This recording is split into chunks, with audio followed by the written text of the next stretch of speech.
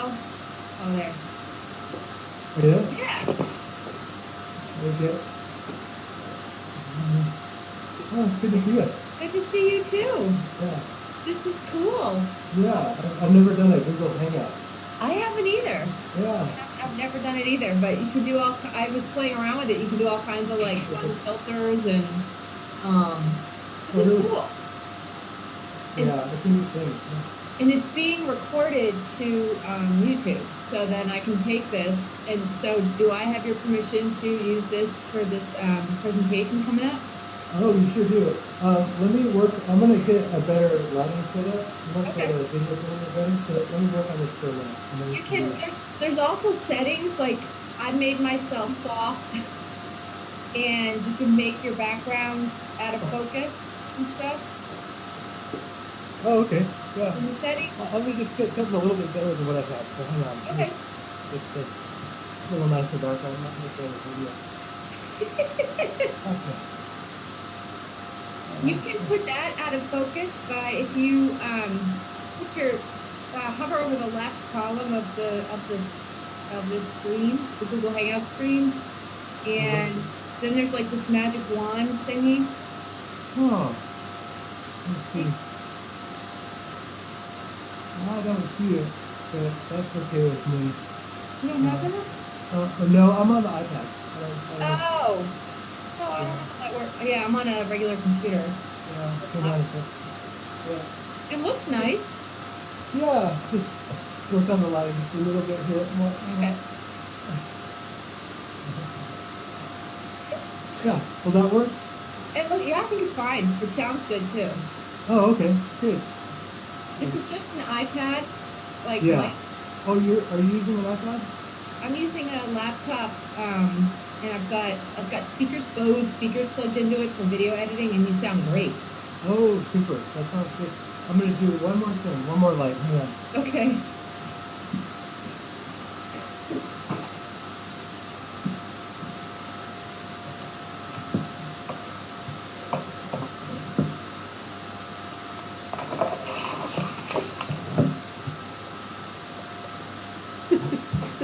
Totally falls apart. Oh, jeez. Oh my gosh. Okay. That was pretty hilarious. Everything like shook. Yeah. You know what? I just dropped my iPad and it's fine. It's like, wow. I've never dropped it before.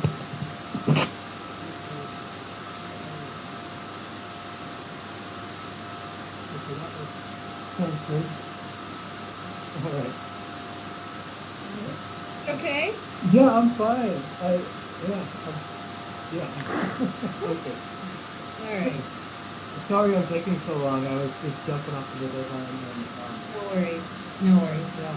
And Jeff is after you, and he's really flexible. Like he knows. Okay. I'm also like I've never done this either, and so I'm just trying to figure out like it's gonna be recorded onto YouTube. Okay. And then from there, I'll download it from YouTube somehow. I've done that before. I forgot, but I'll figure it out. And then it's easy to put something on YouTube. Yeah. No, I mean this is going to be on YouTube. Oh, okay. Yeah. This Hangout thing. Oh, really? Oh, that's so cool. Yeah. Yeah. Well, I just gotta say that this project has become something way bigger than I ever thought.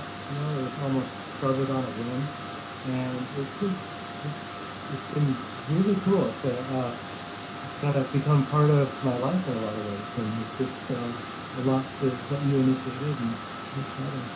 So I'm excited to do this interview. Okay, cool. Yeah. Well, do you want to expand on that, or do you want me to ask you some questions? To expand on what you just said. Okay, yeah, I sure will. Okay, yeah. So I'll do like a couple like editable clips, you know, so it'll be things that are like, you know, short ideas that you can kind of talk together. Does that sound good? Yeah, so that's great. Going on, you know? Yes, either is fine. Okay, all right. Okay, so I found out about the SalaamGarage project through Meetup. It was one morning, it was Monday, and I was like super bored with my work, and I wanted to do something meaningful and creative, not just creative. And so there were a lot of different photography meetups, and I found this one. the SalaamGarage, and it was about making social change through your media, through your art, and I just love that idea. So, yeah.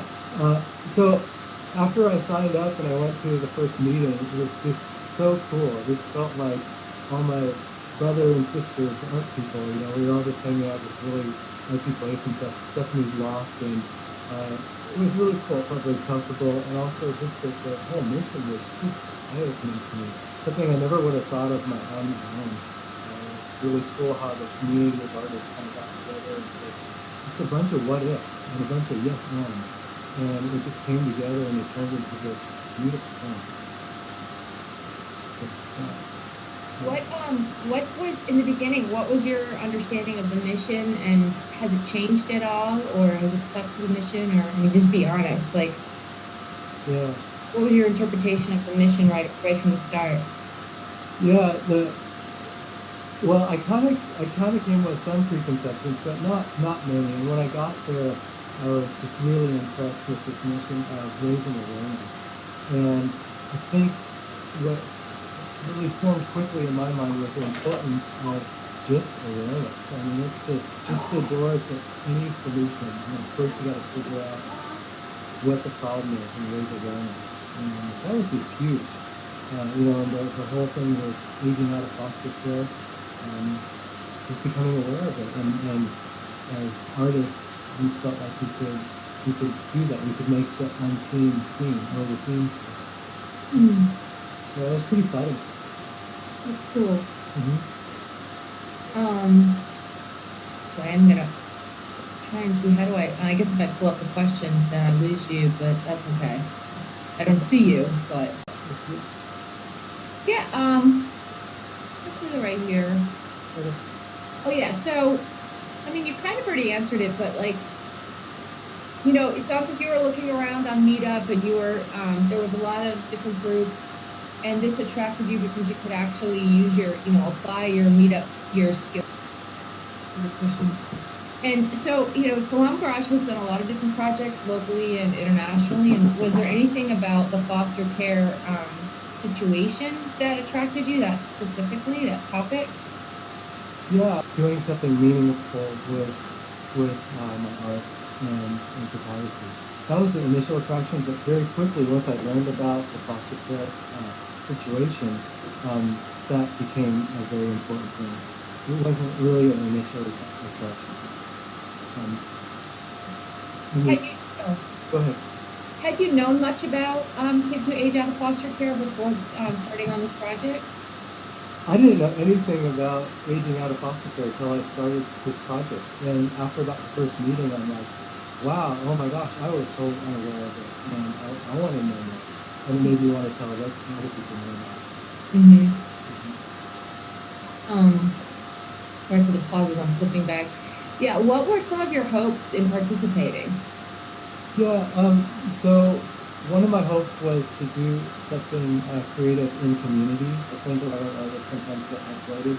We're kind of like cats who huddle around, and it's nice to do something in a community. And then on top of it, doing something significant for the broader community, for the city. And that's just exhilarating, and it's really dynamic. So why not just do, an aging out, why not just do this project on your own? Why not just go out and take pictures and meet some homeless kids that you found out have, why bother with the team and the politics and the dynamics and the complications of a team? Yeah, it is inefficient to get a bunch of people together to try to get something done, especially, sort of the artist personality, which is, going off in so many different directions.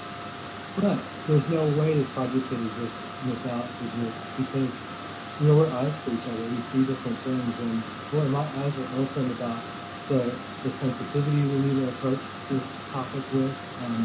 I was just willing to get in there and do it, and I realized, this is something we need to do very intentionally, very carefully, and sensitively, with great sensitivity. And so there's no way I would have seen those things without the group, without other people in the group saying, this is how we need to look at it. We could just be eyes for each other, and that made it so much bigger and better. That's awesome. Do you mind if I name this the title Eyes for Each Other for my presentation? Because I hadn't submitted a title yet. Come Yeah. and borrow that. That's good. Yeah, no, yeah, and I truly believe that. I think that's the power of community. Is that we need each other's perspectives, we need each other's skills. That's cool. That's a great. Thank you. And what do you think it would have looked like if you did decide to embark on this on your own? What do you think you're like? Do you think it would have you done that in the past? How might this have been different? What would have looked like if you just did this by yourself? Yeah. Well, in a way, there's part of it that I am doing by myself. It's not like the interviews I'm doing all with the group, or there is sort of that individual one-on-one aspect of this project. Well, first of all, I don't think I would have been able to do this project without the group. Just it takes so much, I think, collective wisdom to pull something like this off, because it's very hard to reach this population. But I can speak to the part of this project that is individual for me. I've formed some friendships, and in particular, I've gotten to. In particular, my dog here too. That's my office manager. Yeah. No, it's the same dog. I have the same exact dog. No way. Is that at least? What is that? He's a cockapoo. Oh, it looks like that, but it's not the same dog. Wow. Yeah. It's another one of those small little kind of dogs. Yeah. Anyway. So there's with this project, there's the group aspect where we get together and we have meetings and we come up with ideas that I never would have come up with on my own. So by that, I never would have been able to do this project without the group. But then I'd go off with like Sam and we'd hang out together. And a friendship started to form. In fact, we're going out to lunch this coming Monday, and we hung out together in the past, and there's a friendship formed. And so there is the part of the project that is sort of on my own, and it's just wonderful. But it couldn't have happened without the group, and I never could have started this project. Oh, cool. I'm glad that you guys are staying in touch. Yeah. What do you think are some of the pluses and minuses of working together in community versus on your own doing a project like this? Yeah, well, there's a lot of pluses. I think a person that grows up in a functioning environment learns how to trust over a lifetime. And in this demographic, trust isn't something you can take for granted, and it has to be won. To being trustworthy, it takes a while. And then also, I do agree with you about the amateur nature of our group. It's one of the wonderful things about it, and that you can watch these people discover. On the other hand, it was kind of like it doesn't have to take this long. Pick something to move on. I know. And it works. It works, and it definitely has taken longer, but I feel like the foundation, it can't get rocked, because we did build such a strong foundation over time that, we have our projects and everyone is really clear on what it is that we're doing, what we've got, what we'd like to accomplish next in the next phase. And so yeah, it's group dynamics. What would you say to others what would you say to others about working in a community media project or versus working independently? It's an audience of photographers that probably have done a lot of projects on their own, the Lone Ranger kind of thing. I used to do the same thing. And what would you say to them, about the differences?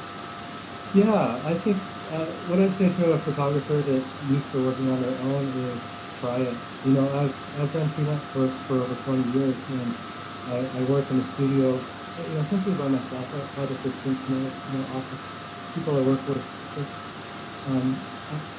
When I'm actually creating, the decisions are on my own, and that's just something I've gotten used to. But I would encourage anybody that's in that's had a similar experience to try the group creative projects. It's really exciting to let go of control and see what comes out. Yeah, that's a great answer. Yeah. more questions, and I'm also, if there's anything I haven't asked you, after these next few questions, please like ask yourself and answer. But where would you like to see this project go? Like with yourself and the project, and Mhm. the work itself, and then yourself, your own involvement, or whatever else. Yeah. Um, one thing that I've learned in this project is that it'll go places that you don't expect, and I think I want to remain open to the possibilities. Mm-hmm. Um, and I'm excited for what's going to happen because it won't be what I'm planning or hoping for. But I think some potential is. I think it's just our initial goal is to raise awareness and all the good that that will bring for the participants and the people that are watching it, that see it. I just think it's contagious. And so I think, sort of in a broad sense, what my goal is that it catches, that more people get involved and just want to do it. More people want to get involved and produce more stories and things like that, or Yeah, both? yeah. On both ends, that more folks that have aged out of foster care step up and want to tell their story. That more artists, photographers, writers want to get involved. So it just gives, then it grows. It's a good thing for everybody. Mm-hmm. So that's sort of my hope. Where it goes, what venues, stuff like that. I don't know. I have no idea, but I just hope it gets bigger. So you know that we're about to launch a Kickstarter, and you probably don't, because we're in the background. We're trying to organize we are organizing myself, Steph, the other co-producer, and Yeah. Jeff, who's doing some PMing, project management. Mm-hmm. So we're building. We haven't introduced it to the group yet because the full group, because we're trying to save you all from all of these back and forth emails until we have a solid plan. Unfortunately, there was a death in my family, and we were going to start a lot of this stuff last week or so, but now we're facing the holidays, so we're probably going to produce the Kickstarter before before like Christmas, or maybe a little bit after Christmas, and then launch it, or propose it to Kickstarter, and then hopefully launch it, maybe a few months into the next year, because people are pretty exhausted financially after the holidays in January. So, and as you know, like the main goal of the Kickstarter is for us to raise money so that we can actually produce a photo exhibition that will start in Seattle and hopefully travel. And that's going to cost money. And so we're going to do a Kickstarter and try and raise those funds. So knowing that, and I think you knew that that was the plan, from the start, like that was going to happen. What would you tell the people, like in the Kickstarter, that, or even this audience right now who hear, oh, here comes a pitch? We're not pitching the audience, but like why invest in a photo exhibition about kids who age out of foster care? Like, why bother? Mm. Yeah, well, there's so many ways a person can benefit by being involved. And if they're contributing with just Kickstarter money, that can be huge. They can know that they're participating in something that really matters, that's making a difference. Mm-hmm. And by giving money, you also, well, there's just something that's, I don't think can make you happy. I mean, it's just, I don't know. Let me try answering the question in a different way. Well, It's or maybe the real question is like, who cares about kids who age out of foster care? I mean, we hear about all these different stories all over the place. Like, who cares? Why do we have to have an exhibition about this? Yeah. Okay. So let me re-answer the question. Okay. I think oftentimes when you're asked to give, you think it's mainly for the benefit of the receiver, but oftentimes when you give, the giver benefits a whole lot. Just I think in the case of aging out of foster care, to contribute to the awareness of that is such a good cause that just knowing that you helped out, you can help the giver as well. And there's lots of ways to get involved beyond giving, and oftentimes it starts with giving. I mean, you just you know donate a bit of money, then it piques your interest, then you decide to get involved, and it can be part of your life where you actually get involved in other people's lives and get to know them. It's great. Now, as far as the receiver, people that are getting the money, they really need it because this is an invisible issue. And I talked to my friends about it, and they're like, foster care, what? What happened to you? I never thought of that. And I was in that camp before I started, and it's changed my life. So it's become part of my story, and that's had a huge impact. So I think it's good all around for both people who are giving and that are getting. It's good for everybody. And so what's your relationship, like how, this is my last question, and because I know I promised till 10, and how has it changed your life? It's become part of my story. I think the most powerful thing that we have is our stories. Hey, I was here and I saw that. Or I know this person. Or I saw this group of people and we did this. That's really who we are. At our core is our connections with others, and I feel connected to this. And so it's part of me. And the cool thing is you can share it with others. It's contagious. Other people can join in. That's cool. And you've been an amazing force for this project, and I'm really grateful for everything you've done. There's Jeff. Yeah, you've been an amazing force, and we're really lucky to have you. So lucky. Well, I'm the lucky one. Hey, Jeff. What's up? Hi. Hey. Talk about group dynamics. Now we have a group dynamics on Google chat. Totally. Cool. Jeff, is there anything, before we finish up, is there anything that you want to add that I didn't ask? On the questions? Oh, sorry, Jeff. Hank. Yeah. I'm confused because when somebody talks, is it happening for you? Their picture shows up and there's Yeah. It's so weird. Yeah. Hank, is there anything I haven't asked that you would like to add? Let's see. No, but if you think of something you want to ask, just, I'd be happy to jump on and do this again. It's really easy. Just let me know. Okay, I appreciate it. Thanks for your time, and sure. Thanks for agreeing to be a part of the SPE conference, because you're now a part of that. All right. See ya. Talk to you soon. Bye. Bye, Hank. Hey, Jeff. Hey, how's it going? I'm good. How are you?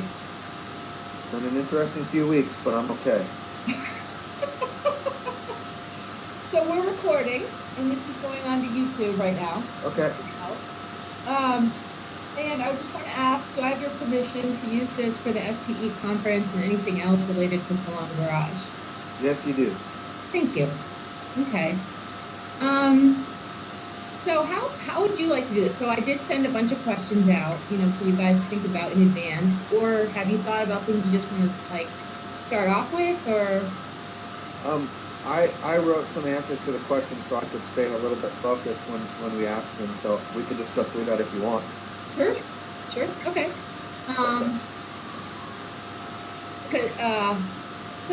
What attracted you specifically to this project? There's 100 other projects you could be doing. Yeah, this one. Well, first of all, I wanted to work with you originally, and then the actual project itself, it was really compelling and interesting to me because I did not know anything about aging out of foster care, and I was curious about that and what it would look like, and the project just sounded great. Something to raise awareness for, because I learned more of the issues as we got into the project, but at first it just sounded interesting to learn myself and to help and be a part of raising awareness for it. And I also really, really wanted to work with some people outside of my regular circle, as well as to bring some folks in that would be interested in being a part of the project to all collaborate together. I thought that was really compelling too. Yeah, and you've got an interesting role in this. So, however I edit this, Jeff is the founder of something called Artist Redemption. So he's got his own artist collective that do projects or sponsor projects or support projects, depending on the dynamic. And so the topic of the SPE conference is community media. And so this is really interesting because you're already a founder of another artist organization that brought your folks in. And it was just like a neat dance because everyone brought so many different talents and ideas and perspectives. Just want to add that, to the audience, because I don't know how I'm going to edit all this together. Yep, that's fine. It's called Artist Reformation. Yep.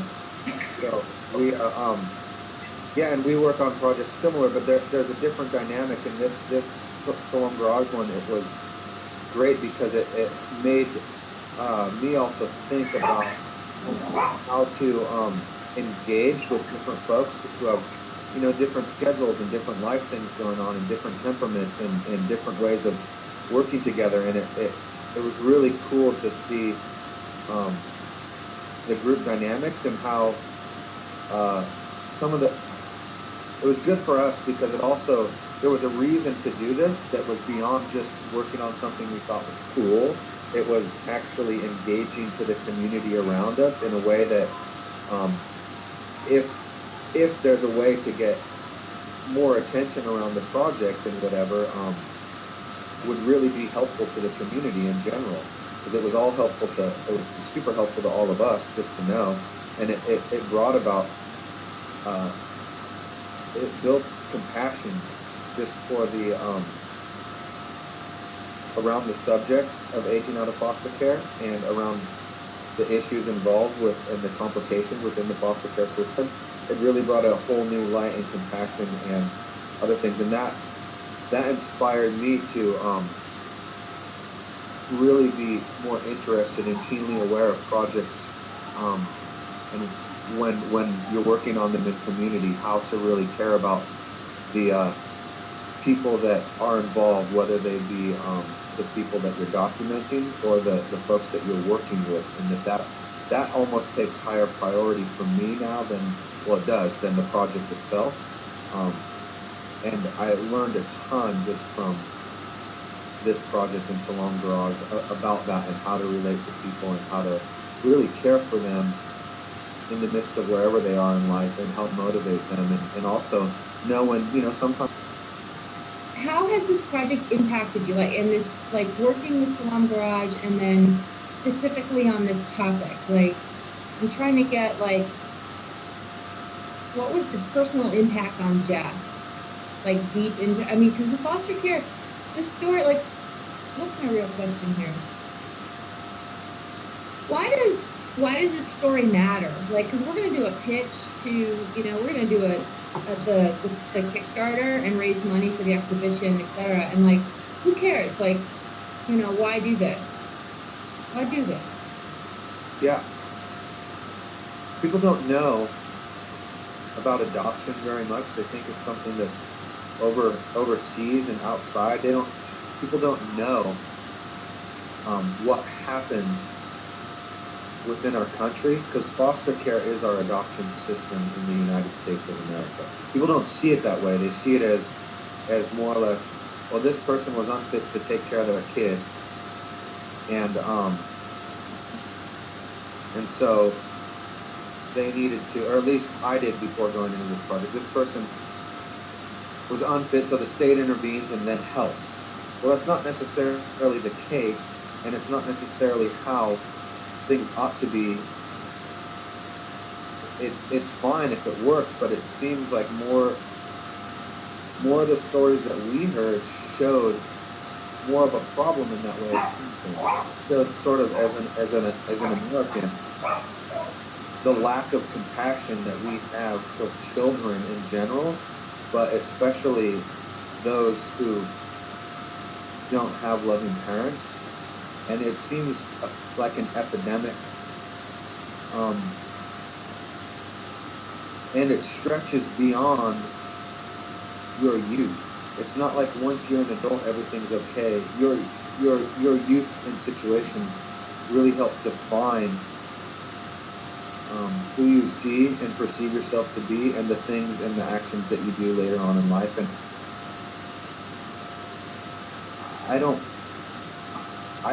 I was not aware of the issues around this as much as I am now. And dealing with Ralph, who was homeless, didn't have a phone. He was 50 years old and was in and out of like 14 foster cares in a boys' home when he was young, and then basically ran away at 16 or 17. Just because he didn't want to continue in the boys' home, and went through tons of difficulties in his life, and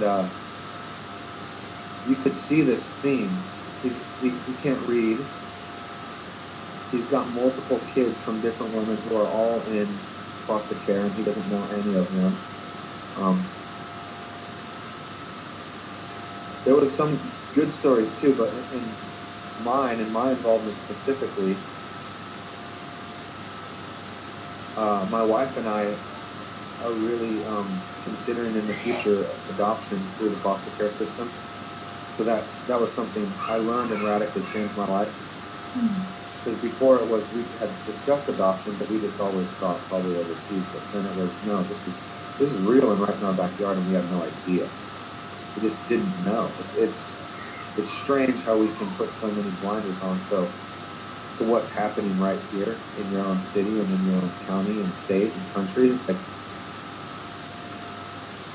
So radical life changes are from this are just that piece, that awareness of what it could look like to really love people better and take care of people better and really be humanitarian, I guess you could say.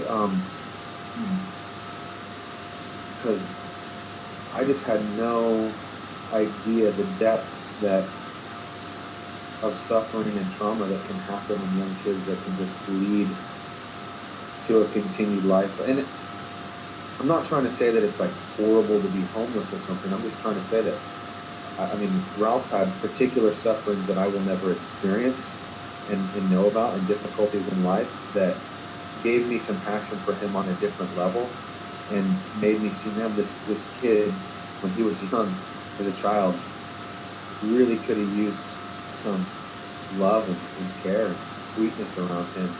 And I have 3 little girls, and I know that if we adopted somebody else, we would love them as our own, and they would be part of the family. I know you would. Yeah, and that, I think that dynamic alone would really help some people. Mm-hmm. If everybody just considered that, even, and knew the issues surrounding it, considered that, it would change the dynamic of probably poverty, probably drug and alcohol addiction, psychological stuff, just by looking outside of yourself and being aware. There's a huge epidemic of problems. Mm-hmm. What would you say? So the audience is going to be full of photographers, and people who come see me talk are probably going to be people interested in documentary photography. I don't do architectural photography, people who may I'm assuming are going to be aligned with kind of the vision for SalaamGarage, that type of documentary work. And I have found that there's such an interest in people wanting to do projects all around the world and travel the world and take pictures and, raise awareness of international situations. And I have found, because I've taught photography and I've had this career, that there's not as much interest in people like crossing the street and doing a project about their neighbor. So what would you say, because it sounds really boring, it's like, oh, the homeless kids in Seattle, but you got to know them. And so what would you say to this audience who, especially younger photographers who are really amped to go travel the world and take pictures and work with NGOs, like the kind of stuff I used to do? What would you say to them about a local community, so-called boring project like ours? Yeah, it's not boring. You get to meet real people that are there with you in life in the same city and actually have a very similar cultural context, but filter it in such a different way that you'll be surprised and blown away. I think things sort of like that, all sort of the idea of other and out there, even if you're not, I think there's a similarity between some of the problems that evangelical Christianity and Orthodox missionary type stuff have caused, where where there's tons of indoctrination and Americanization of things. Even if you're not touching and you're just documenting, it's still bizarre that you're showing up with a camera to take these pictures of folks. Whereas here, it's not. And we have the exact same problems and the exact same things that fuel. We have poverty, illiteracy, just anything that somebody would think is a problem here. Where there's stuff that's just worldwide epidemics. Sure, it's different in a different place and it looks different, and culturally things are much different, and sometimes the problems are or the difficulties or whatever are amplified by governments and all sorts of other things that totally make your worldview and different stuff different. But in the end, we all have poverty, whatever the measure of that is. It looks different in different countries. We all have people without homes, people who are starving, people who are not loved, people who are abused, AIDS, drug addiction, whatever it might be, violence against people for various reasons, social group. And yes, there's different extremes in different places, and it is great to have a global awareness of what's going on. But like I said, I had no idea about the issues surrounding, and they're not just physical end outcome issues like homelessness, drug addiction. There's themes of prostitution because people exploit young kids who suddenly find themselves homeless. It was eye-opening, and then seeing people who are entrenched in these problems as people, and loving them, and knowing that at my house, him and his wife have been over at my house and ate meals, and we've let them wash our clothes here, all sorts of stuff, right? All right. Yeah. Yeah, and I think I'll stop broadcasting now.